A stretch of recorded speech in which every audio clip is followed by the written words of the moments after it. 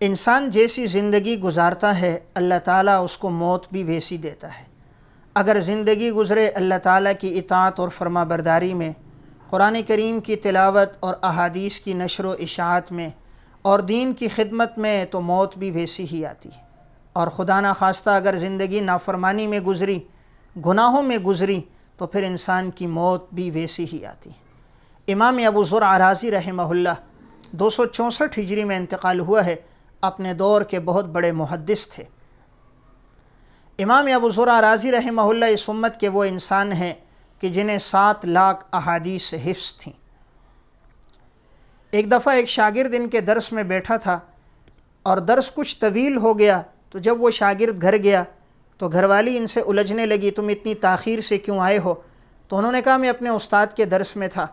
تو اہلیہ نے کہا تمہارے استاد کو بھی کچھ نہیں آتا، تمہیں بھی ویسے ہی وقت ضائع کرتے ہو۔ تو انہوں نے غیرت میں یہ بات کہہ دی کہ اگر میرے استاد کو 1 لاکھ حدیثیں یاد نہ ہوں تو تمہیں 3 طلاق ہے۔ تھوڑی دیر بعد ہوش آیا، پتہ نہیں استاد کو یاد بھی ہوں گی یا نہیں ہوں گی، تو اب دوڑتے ہوئے استاد کی خدمت میں گئے اور کہا میں نے تو یہ بات کہی اگر آپ کو 1 لاکھ حدیثیں یاد نہ ہوں تو میری اہلیہ کو 3 طلاق۔ امام ابو زرع رازی مسکرا گئے، فرمایا گھبرانے کی بات نہیں، مجھے 1 لاکھ حدیثیں اس طرح یاد ہیں جس طرح تمہیں سورہ اخلاص یاد ہے۔ تو یہ اس درجے کے محدث تھے کہ انہیں 1 لاکھ احادیث تو سورہ اخلاص کی طرح ازبر تھیں۔ چونکہ زندگی ساری دین کی خدمت میں لگائی، احادیث کی نشر و اشاعت میں لگائی، تو اللہ نے ان کو موت کیسی دی۔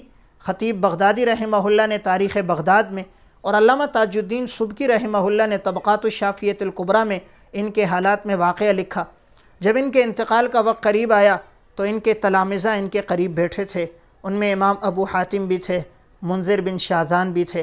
اب وہ سوچنے لگے ہم انہیں کلمے کی تلقین کریں، اس لیے کہ حدیث میں حکم ہے لقنوا موتاکم لا الہ الا اللہ، لیکن پھر سوچا کہ ساری زندگی تو یہ ہمیں درس دیتے رہے، ہم کس طرح ان کو کلمے کی تلقین کریں؟ تو آپس میں مشورہ کیا کہ ہم روایت کی سند پڑھیں گے، استاد کو روایت یاد آ جائے گی تو وہ خود پوری حدیث پڑھ لیں گے۔ تو ایک نے سند پڑھی، دوسرے نے سند پڑھی، تیسرے نے سند پڑھی۔ امام ابو زرع رازی رحمہ اللہ نیم بے ہوشی کی حالت میں تھے اور یہ سن رہے تھے۔ اب انہوں نے اپنی سند کے ساتھ روایت پڑھی۔ جب ان کلمات پہ پہنچے من کان آخر کلامہ لا الہ الا اللہ دخل الجنہ، کلمات پورے ہوئے اور وہیں ان کا انتقال ہو گیا۔ تو اللہ نے کیسی موت عطا کی، صرف کلمہ پڑھ کے دنیا سے نہیں جا رہے بلکہ روایت کو سند کے ساتھ پڑھ کے دنیا سے جا رہے ہیں۔ تو جب زندگی انسان اچھی گزارتا ہے اللہ اس کو موت بھی اچھی دیتا ہے۔ امام ابو یوسف رحمہ اللہ متوفی 182 ہجری، ان کے جب انتقال کا وقت قریب آیا، یہ واقعہ علامہ ابن نجیم رحمہ اللہ نے البحر الرائق کتاب الحج باب الاحرام میں، اور علامہ یوسف بنوری رحمہ اللہ نے معارف السنن ابواب الحج باب ما جاء فی ربع الجمار میں نقل کیا۔ انتقال کا وقت جب ان کے قریب آیا تو ان کے شاگرد ابراہیم بن جراح رحمہ اللہ ان کے پاس آئے۔ امام ابو یوسف رحمہ اللہ چارپائی پہ لیٹے تھے، تو امام ابو یوسف نے ان سے ایک مسئلہ پوچھا، یہ بتاؤ شیطان کو جو کنکریاں ماری جاتی ہیں وہ پیدل مارنی چاہیے یا سوار ہو کر مارنی چاہیے؟ تو انہوں نے عرض کیا حضرت پیدل مارنی چاہیے، فرمایا نہیں۔ فرمایا حضرت سوار ہو کے مارنی چاہیے، فرمایا نہیں۔ فرمایا حضرت آپ ہی بتائیے۔ تو امام ابو یوسف رحمہ اللہ نے فرمایا اگر ایک رمی کے بعد دوسری رمی کرنی ہو تو پیدل مارنا چاہیے، اور اگر ایک رمی کے بعد دوسری رمی نہ کرنی ہو تو پھر سوار ہو کر مارنی چاہیے۔ کہتے مجھے مسئلہ معلوم ہوا، بڑی خوشی ہوئی، میں چلا ابھی دروازے تک ہی پہنچا تھا، پیچھے سے ایک خاتون کے رونے کی آواز آئی، پتہ چلا کہ امام ابو یوسف رحمہ اللہ کا انتقال ہو گیا۔ یعنی یہ لوگ مرض الموت میں بھی مسائل حل کر کے دنیا سے جا رہے ہیں۔ تو ساری زندگی چونکہ فقہ میں گزری، دین کی خدمت میں گزری، تو آخری وقت میں فقہی مسائل بتا کر کلمہ پڑھ کے دنیا سے چلے گئے۔ تو انسان جیسی زندگی گزارتا ہے اللہ ویسی اس کو موت بھی دیتا ہے۔ امام مسلم رحمہ اللہ متوفی 261 ہجری، ان کی موت کیسے آئی؟ حافظ ابن حجر عسقلانی رحمہ اللہ نے تہذیب التہذیب میں کے حالات میں واقعہ ذکر کیا ہے۔ ایک دفعہ ان کے شاگرد نے ان سے ایک حدیث پوچھی تو ان کے ذہن میں وہ روایت مستحضر نہیں تھی۔ فرمایا میں دیکھ کر تمہیں بتاتا ہوں۔ گھر آئے اور اپنی کتابوں میں وہ حدیث تلاش کرنے لگے۔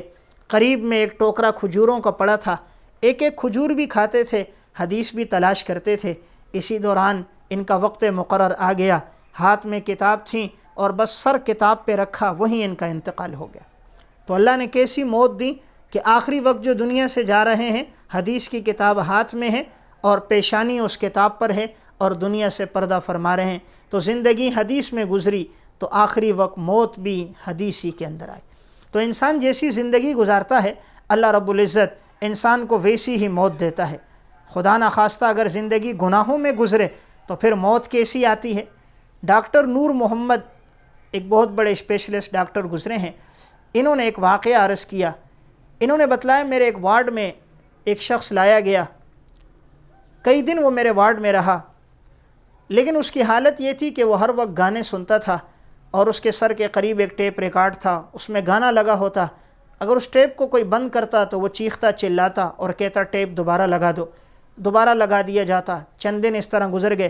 جب اس کا مرض الموت شروع ہوا تو میں نے اس کے بیٹوں سے کہا ٹیپ بند کرو اور اب تم انہیں کلمے کی تلقین کرو تاکہ یہ کلمہ پڑھ کے دنیا سے چلا جائے۔ بچوں نے بند کیا، کلمہ پڑھنے لگے، کچھ بچے یاسین پڑھنے لگے، لیکن وہ بدبخت تھا، کہنے لگا نہیں ٹیپ لگاؤ۔ بچے بند کرتے تو باپ پھر کہتا لگاؤ، شور کرتا، پھر ٹیپ لگا دیا جاتا۔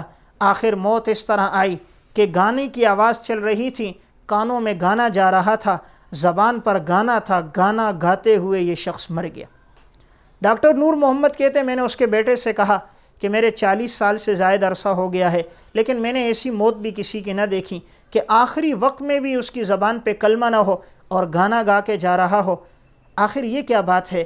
تو بڑے بیٹے نے کہا یہ ہمارا باپ جب صبح ہوتی تھی ٹیپ لگاتا تھا، گانے سنتا تھا، شام تک اس کی یہی حالت ہوتی تھی، چونکہ ساری زندگی گانے میں گزری تو اللہ نے موت بھی کیسی دی کہ گانا سنتے ہوئے اور گانا گاتے ہوئے یہ دنیا سے چلا گیا۔ اس لیے اس بات کی کوشش ہو کہ انسان زندگی اچھی گزارے تاکہ اس کو موت بھی اچھی آئے۔ جب انسان زندگی اچھی گزارتا ہے تو بس اوقات اس کو اپنی موت کا بھی پتہ چل جاتا ہے کہ اب میرے انتقال کا وقت ہے۔ وہ موت سے پہلے اپنی تیاری کر لیتا ہے، غسل کر کے لباس پہن کر قبلہ رخ ہو کر کلمہ پڑھتے ہوئے دنیا سے جاتا ہے۔ علامہ شہاب الدین رحمہ اللہ متوفی 852 ہجری کی کتاب ہے المستطرف فی کل فن مستطرف، اس میں انہوں نے ایک واقعہ ذکر کیا کہ ایک علاقے کے اندر ایک شخص تھا جو مردوں کو غسل دیا کرتا تھا۔ تو ایک دفعہ ایک نوجوان اس کے گھر آیا، دستک دی اور اس سے کہا کہ میت کو آپ غسل دے سکتے ہو؟ کہا جی دے سکتا ہوں۔ کہا آئیے ایک شخص کو غسل دینا ہے۔ اس شخص کو اپنے ساتھ لے کر گیا اور اپنے گھر کے اندر داخل ہوا، غسل کیا، لباس پہنا، چارپائی پر لیٹ گیا۔ لیٹنے کے بعد زبان پہ کلمہ تھا، کلمہ پڑھا اور وہیں اس کا انتقال ہو گیا۔ تو اب اندر سے ایک خاتون باہر آئی، کہا اندر آؤ اور اس کو غسل دے دو۔ تو وہ شخص کہتا ہے یہ وہی نوجوان تھا جس نے مجھے گھر سے بلایا تھا، یعنی خود بلا کر لایا اور اندر آیا، غسل کی چارپائی پہ لیٹا ہوا ہے، کلمہ پڑھتے ہوئے دنیا سے چلا گیا، یعنی موت سے پہلے غسل والے کو خود بلا دیا۔ آگے عجیب بات سنیے، اب یہ جو خاتون جس نے اس کو اندر بلایا تھا، جب اس کے بھائی کو غسل دے دیا گیا تو یہ بہت غمگین ہو گئی تھیں۔ تو اس نے اس شخص سے کہا کیا تمہارے گھر میں کوئی عورت ہے جو کسی عورت کو بھی غسل دے سکے؟ اس نے کہا میری گھر والی ہے، وہ عورتوں کو غسل دیتی ہے۔ کہا جاؤ اس کو بلا کر لے کر آؤ۔ کہتے ہیں میں حیران تھا کہ اب کس کو غسل دینا ہے، لیکن میں نے اپنی گھر والی کو جب بلایا، میری اہلیہ اس طرح آئی تو یہی لڑکی جس نے مجھے بھیجا تھا کہ اپنی گھر والی کو بلاؤ، تو اس نے جب اس خاتون کو دیکھا اندر بلایا، کہتے ہیں اس نے وضو کیا، نیا لباس پہنا، چارپائی پہ لیٹی، کلمہ پڑھتے ہوئے اس کا انتقال ہو گیا۔ تو پھر میری گھر والی نے پھر اس خاتون کو غسل دیا۔ تو یہ بھائی اور بہن ان دونوں کا واقعہ ہے، یعنی زندگی اچھی گزری نیکی پر، اطاعت پر، تو بس اوقات اللہ موت سے پہلے انسان کو آگاہ کر دیتا ہے۔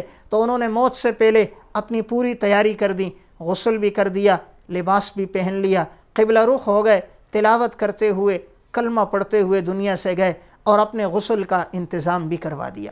تو انسان اگر اچھی زندگی گزارتا ہے اللہ موت بھی اچھی دیتا ہے۔ اس لیے کوشش یہ کی جائے کہ ہماری زندگی اللہ اور اللہ کے رسول کی اطاعت اور اتباع میں گزرے تاکہ ہماری موت بھی اچھی آئے۔